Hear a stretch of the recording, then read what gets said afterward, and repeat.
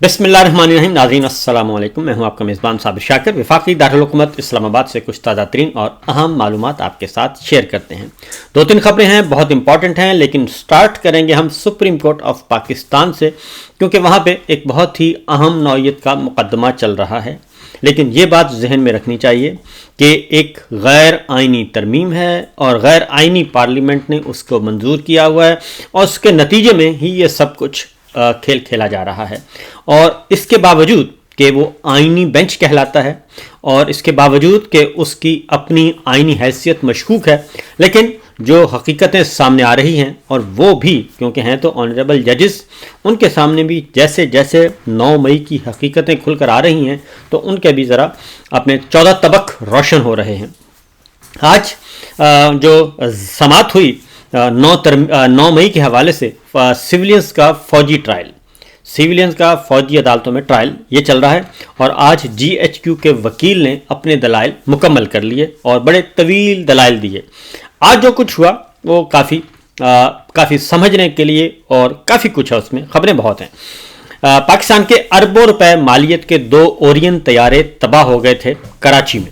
महरान और कामरा बेस का जिक्र किया जस्टिस हसन अजहर रिजवी साहब ने। उन्होंने कहा कि 2 ओरियन तैयारे तबाह हो गए थे, अरबों रुपए का नुकसान हुआ, GHQ पर हमला हुआ। GHQ पे आपको मालूम है जनरल कयानी साहब के ज़माने में GHQ पर हमला हुआ था, तो उन्होंने कहा कि GHQ पर भी हमला हुआ, तो क्या उन मुल्ज़िमान का ट्रायल जो है वो फौजी अदालतों में हुआ था? और 9 मई का जुर्म क्या इन दहशत गर्दी के वाक़यात से ज़्यादा संगीन है, जिसकी बुनियाद पे ये सारी की सारी इमारत खड़ी की जा रही है और एक पूरा बयानिया बना के पाकिस्तान के सारे आइनी, कानूनी, सियासी, जमहूरी ढांचे को और अदालती ढांचे को तबाह कर दिया गया, डिसमेंटल कर दिया गया। तो जस्टिस हसन अजहर रिजवी पूछ रहे हैं, क्या 9 मई के जो वाक़यात हैं क्या वो उन दहशत गर्दी के बड़े बड़े वाक़यात से ज़्यादा संगीन हैं, जिसमें 2 तैयारे, ओरियन तैयारे, जिसका कोई नेमल बदल नहीं है हमारे पास, वो तबाह कर दिए गए। GHQ जहाँ पे चीफ ऑफ आर्मी स्टाफ बैठते हैं, सिपा सलार बैठते हैं, वहाँ पे हमला हुआ। तो उन मुल्ज़िमान का क्या हुआ और क्या उन मुल्ज़िमान की जो ट्रायल है क्या वो फौजी अदालतों में हुआ था और क्या उनसे ये बड़े वाक़यात हैं? सुप्रीम कोर्ट के जस्टिस अमीनुद्दीन खान की सरबराही में ये 7 रुकनी बेंच समाअत कर रहा है और दौरान समाअत वजारत दिफा के वकील GHQ के ख्वाजा हारिस ने अपने दलाइल आज भी जारी रखे जी, और उन्होंने आर्टिकल 175 का जिक्र किया। आइन में अदालतों का जिक्र आइन आर्टिकल 175 में है। फौजी अदालतों का आर्टिकल 175 के तहत अदालती निज़ाम में जिक्र नहीं है। फौजी अदालतें अलग कानून के तहत बनती हैं जो तस्लीम शुदा है। जस्टिस जमाल खान मुंदोखेल ने कहा कि आर्टिकल 175 के तहत बनने वाली अदालतों के इख्तियारात वसी होते हैं, मखसूस कानून के तहत बनने वाली अदालतों का दायरा इख्तियार भी महदूद होता है।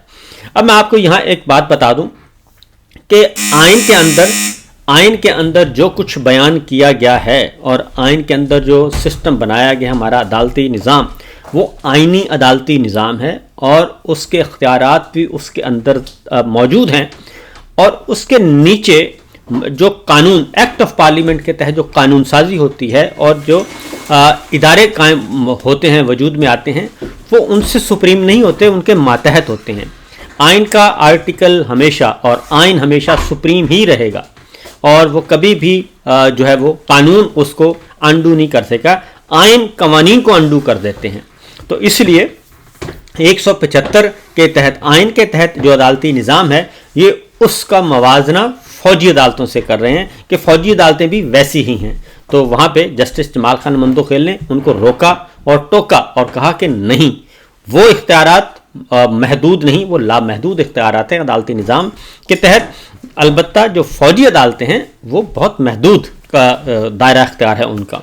जस्टिस जमाल खान मुंदोखेल ने कल की एक खबर की वजाहत भी की और उसमें उन्होंने ये कहा था कि जी जो रिपोर्ट हुआ वो ये हुआ था कि 2 जजेस जो हैं वो 7 रुकनी बेंच के फैसले के ख़िलाफ़ चले जाते हैं और इस तरह की कोई बात रिपोर्ट हो गई थी। तो उन्होंने कहा कि मैंने जजेस का जिक्र नहीं किया था क्योंकि मुझे रिटायर्ड जजेस के मुझे कॉल्स आई, तो मैं वजाहत कर दूँ कि वो ऐसे बात नहीं हुई थी। वो थी कि अदालती फ़ैसलों को बाहर बैठे दो लोग, आम लोग जो हैं, टीवी प्रोग्राम की तरफ उनका इशारा था कि टीवी में प्रोग्राम होता है और दो लोग बैठ के वो अदालती फैसलों को तहस नहस कर देते हैं, तो मेरी मुराद उनसे थी। तो बहरहाल जस्टिस जमाल खान मंदोखेल ने कहा कि 21वीं तरमीम के फैसले में वाज़ेह है कि फ़ौजी अदालतें जंगी सूरत हाल में बनाई गई थीं, सिविलियंस के ट्रायल के लिए आइन में तरमीम करना पड़ी थी।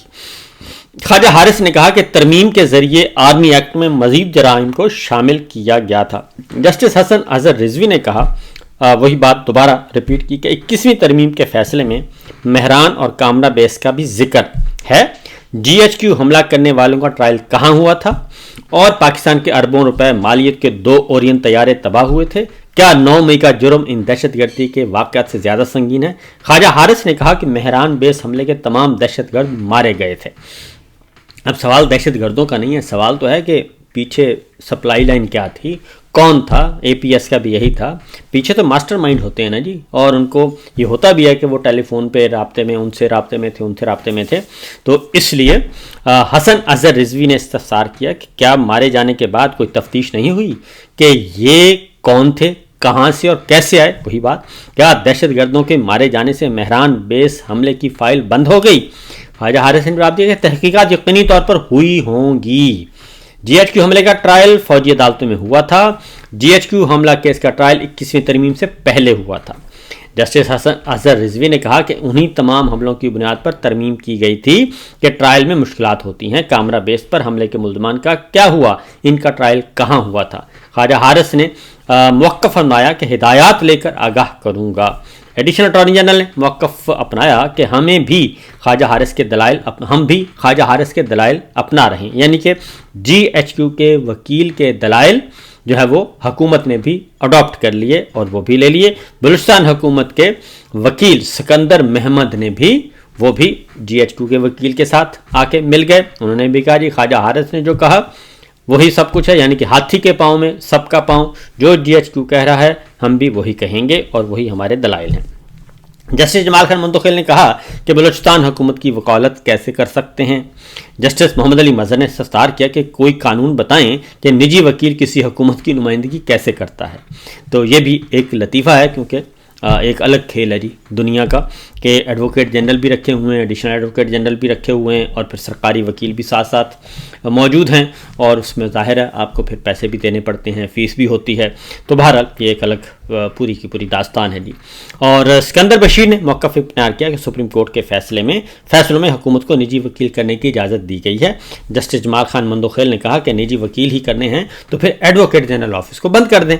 पहले तो बलूचिस्तान हुकूमत को अपना हक़ के दावा साबित करना होगा। सूबाई हुकूमत का इस मामले से क्या लेना देना है, पहले ये बताना होगा। पंजाब हुकूमत, वजारत दाखिला, वजारत कानून और शोहदा फाउंडेशन ने भी ख्वाजा हारिस के दलाइल अपना लिए। इस तरीके से यह बात साबित हो गई कि हाथी के पाँव पे सबका पाँव। GHQ ने जो कुछ कहा वही मरियम हुकूमत ने कहा, वही नकवी हुकूमत ने कहा, वही तारड़ हुकूमत ने कहा, वही शोहदा फाउंडेशन ने कहा, वही बलूचिस्तान हुकूमत ने, और वो सब कुछ उन्हीं के पलड़े में डाल दिया अपना वज़न। यानी 9 मई पे उन्होंने कह दें जी, ये अब अंदाज़ा करें ये कितना सीरियस, बहुत सीरियस काम है ये आज जो सपोर्ट कर रहे हैं, कल को जब ये वक्त का पहिया तब्दील होगा और उल्टा चलेगा तो इनको भागने की कोई जगह नहीं होगी। साबिक चीफ जस्टिस जवाद ख्वाजा के वकील ख्वाजा अहमद हसन ने दलाइल जो हैं वो स्टार्ट किए, और उन्होंने आर्टिकल 8 का सब आर्टिकल 3 उन्होंने कहा जी मैं पढ़ूंगा, और बुनियादी हकूक़ से मुस्तस्ना, आर्मी एक्ट को आर्टिकल 8 में बुनियादी हकूक़ से मुस्तस्ना किया गया। आर्टिकल 8(3) में मुसल्लह फ़ौज के अरकान का जिक्र है। आइन साजों ने मुसल्लह फ़ौज के अरकान का जिक्र करके सब वाज़े कर दिया, वाज़े हो गया कि इस कानून का इतलाक़ आम शहरियों पर नहीं है। अगर आम शहरियों के लिए गुंजाइश छोड़ना होती तो अल्फाज मुख्तलिफ होते। जस्टिस जमाल खान मंदोखेल ने कहा कि फिर आइन का आर्टिकल 8(3) में मेंबर्स ऑफ आर्म्ड फोर्सेस के बजाय सिर्फ आर्म्ड फोर्सेस होता। ख्वाजा अहमद हसन ने जवाब दिया, अहमद हुसैन ने, कि जनाब बिल्कुल, जी हाँ बिल्कुल, अरकान का जिक्र आने से तय हो गया है कि आम शहरियों का वहाँ ट्रायल नहीं होगा। दूसरा नुकता यह है कि आम शहरियों के अंदर गठजोड़ हो तो ट्रायल हो सकता है। गठजोड़ के अल्फाज भी आइन कानून में नहीं, सिर्फ एक फैसले में ہیں اور آئین میں اس کا ذکر نہیں ہے۔ خواجہ احمد حسین نے کہا کہ میرا مقدمہ یہ نہیں کہ ان ملزمان کو چھوڑ دیا جائے، اور مقدمہ صرف یہ ہے کہ سویلینز کا فوجی عدالتوں میں ٹرائل نہیں ہو سکتا، کیونکہ حکومت کو سول عدالتوں پر اعتماد نہیں۔ کیوں حکومت کو سول عدالتوں پر اعتماد نہیں؟ وہ یہ سوال اٹھا رہے ہیں۔ 54 سال سے سویلینز کا کورٹ مارشل ہو رہا ہے جسے ختم ہونا چاہیے۔ جسٹس نعیم افغان نے کہا کہ کسی 9 مئی کے ملزم نے فوجی عدالتوں میں ٹرائل کو پڑھا۔ جسٹس مسرت ہلالی نے کہا کہ سویلینز اور یونیفارمڈ میں کیا کوئی فرق ہوتا ہے؟ فوجی سول جرم کرے تو اس کو تو سارے حقوق ملتے ہیں۔ اور وکیل احمد حسین صاحب نے کہا کہ کلبھوشن یادیو کو قانون سازی کے ذریعے ہائی کورٹ میں اپیل کا حق دیا گیا، عام شہریوں کو تو ہائی کورٹ میں اپیل کا حق بھی نہیں دیا جاتا۔ جسٹس جمال خان مندوخیل نے کہا کہ سویلین فوجی کے ساتھ مل کر جرم کرے تو کیا ٹرائل نہیں ہوگا؟ وکیل صاحب نے کہا کہ اگر تمام جرائم کو آرمی ایکٹ میں شامل کیا گیا تو کیا ہوگا؟ سوال اٹھایا انہوں نے۔ سویلینز کے ٹرائل کو درست کہنے کے لیے کہنا ہوگا کہ تمام بنیادی حقوق اس ٹرائل میں محفوظ ہیں۔ فوجی عدالتوں میں سویلینز کے ٹرائل کے فیصلے کے خلاف اپیلوں پر پھر سماعت جو ہے وہ کل تک کے لیے ملتوی کی گئی، اور خواجہ احمد حسین جو ہے وہ دلائل جاری رکھیں گے۔ تو اس لیے جناب یہ آج کا مقدمہ جو ہے آہستہ آہستہ اس طرف اب سمپ ہونے کے لیے جا رہا ہے، اور مسئلہ بہت بڑا ہے، سنجیدہ ہے، سیریس ہے، جس کی وجہ سے یہ سب کچھ آگے بڑھ رہے ہیں۔ آگے بڑھتے ہیں جی، عمران خان صاحب کی طرف چلتے ہیں۔ عمران خان صاحب نے مذاکرات کا صفحہ جو ہے وہ پھاڑ پھوڑ کے ردی کی ٹوکری میں پھینک دیا، اور اب کیونکہ پہلے تو یہ بہت خوش تھے مذاکراتی ٹیم، حکومت کی مذاکراتی ٹیم اور ان کے وزراء، ان کے مشیر آگے بڑھ بڑھ کر کہہ رہے تھے کہ جناب ہم کوئی مطالبہ ماننے کے لیے تیار نہیں، ہم یہ بھی کرنے کے لیے تیار نہیں، ہم وہ بھی کرنے کے لیے تیار نہیں، تانے بھی دے رہے تھے، اور اسپیکر صاحب بھی روز آ کے یہ کہتے تھے کہ جناب یہ تو سارا کچھ ہم نے یہ تو ہمارے پاس آتے تھے تو اس لیے ہم نے انہی کے کہنے پہ مذاکرات شروع کیے۔ تو عمران خان صاحب نے بڑا کیٹیگوریکلی بتا دیا ہے، انہوں نے کہا ہے کہ ہم نے مذاکرات صرف اس لیے شروع کیے تھے کہ بتایا جا سکے پوری دنیا کو کہ یہ اردلی بھی ہیں اور یہ کٹ پتلی بھی ہیں، اور کٹ پتلیوں سے، اردلیوں سے ان کے پاس کوئی چیز نہیں ہے کہ یہ کچھ کر سکیں۔ ہم نے ان کی بے اختیاری کو ظاہر کرنا تھا، ہم نے ان کے جو یہ بیساکھیوں کے سارے یہ جو جعلی نظام قائم کیا، اس جعلی نظام کو ایکسپوز کرنا تھا، لہذا ہم نے وہ ایکسپوز کر دیا، اور اس کے لیے جو ہم نے سوچا ہوا تھا وہی ہوا، اور ان میں اتنی بھی حیثیت نہیں تھی، اتنا بھی اختیار نہیں تھا کہ وہ میرے ساتھ مذاکراتی ٹیم کی ملاقات ہی کروا سکیں۔ جن کے پاس یہ اختیار نہیں تو انہوں نے کرنا کیا ہے؟ بہرحال اب انہوں نے کہا کہ مذاکرات کا سلسلہ تو کریں ختم، اب مذاکرات بند کریں۔ 8 فروری کو پارٹی کو انہوں نے کہا ہے کہ فوکس کریں، 8 فروری کو ملک گیر احتجاج ہونا چاہیے اور زبردست طریقے سے ہونا چاہیے، اور عمران خان صاحب نے کہا ہے کہ 8 فروری کو ملک بھر میں یوم سیاہ منایا جائے۔ اس دن عوامی مینڈیٹ پر شب خون مارا گیا تھا، پہلے انتخابات کو ملتوی کیا گیا، پھر 9 مئی کا ڈرامہ رچایا گیا، اور پھر تحریک انصاف کو تاکہ کچلا جا سکے۔ اس کے باوجود عوام نے جوک در جوک نکل کر تحریک انصاف کو ووٹ دیا، اور ملک کو اندھیروں میں سے دھکیل دیا گیا۔ اب 8 فروری کے ڈاکے کی پردہ پوشی کے لیے پیکا اور 26ویں آئینی ترمیم جیسے قوانین منظور کیے جا رہے ہیں۔ ایک جھوٹ کو چھپانے کے لیے 100 جھوٹوں کا سہارا لیا جا رہا ہے، اور اس لیے انہوں نے کہا کہ ہم یہ ڈھونگ جو ہے وہ جو رچا رہی ہے حکومت، اس ڈھونگ کو کبھی بھی پورا نہیں ہونے دیں گے، اور جوڈیشل کمیشن بنے اور 9 مئی اور 26 نومبر کی تحقیقات ہوں۔ اس کے علاوہ اور کوئی ہمیں کچھ نہیں چاہیے، ہم چاہتے ہیں کہ سچ سامنے آئے۔